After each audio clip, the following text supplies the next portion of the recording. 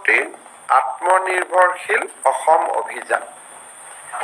এই স্কিমটোত আমি 2 লাখ টকা কৰি এজন নিবনুৱা যুৱক যুৱতীক নিজৰ উদ্যোগ স্থাপন কৰাৰ বাবে আমি সহায় কৰিম। এনেকুৱা এটা আঁচনি আছিল, 1 লাখ ঘূৰাই দিব, 1 লাখ ঘূৰাই দিব নালাগে। তাৰে যিটো প্ৰথম পৰ্যায়ৰ ইণ্টাৰভিউ আছিলে, সেই ইণ্টাৰভিউটো সমাপ্তি হ'ল।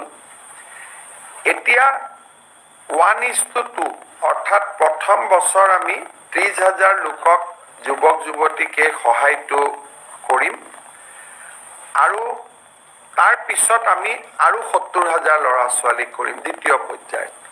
প্ৰথম পৰ্যায়ৰ যিটো 30,000 ল'ৰা ছোৱালীক আমি সহায় কৰিম, তেওঁলোকৰ জিলা পৰ্যায়ৰ ইণ্টাৰভিউ 16 আগষ্টৰ পৰা আমি আৰম্ভ কৰিম আৰু 5 ছেপ্টেম্বৰত আমি এই ইণ্টাৰভিউটো সমাপন কৰিম আৰু 30 ছেপ্টেম্বৰত আমি 30,000 যুৱকক 2 লাখ টকাৰ যিটো আঁচনি, সেই আঁচনিৰ অংশসমূহ আমি বিতৰণ কৰিম আৰু জিলা উপায়ুক্তসকলৰ লগত এই বিষয়ে আমি ডিটেইল আলোচনা কৰিলোঁ, যাতে কোনো ক্ষেত্ৰতে ক'তো খেলি মেলি নহয়।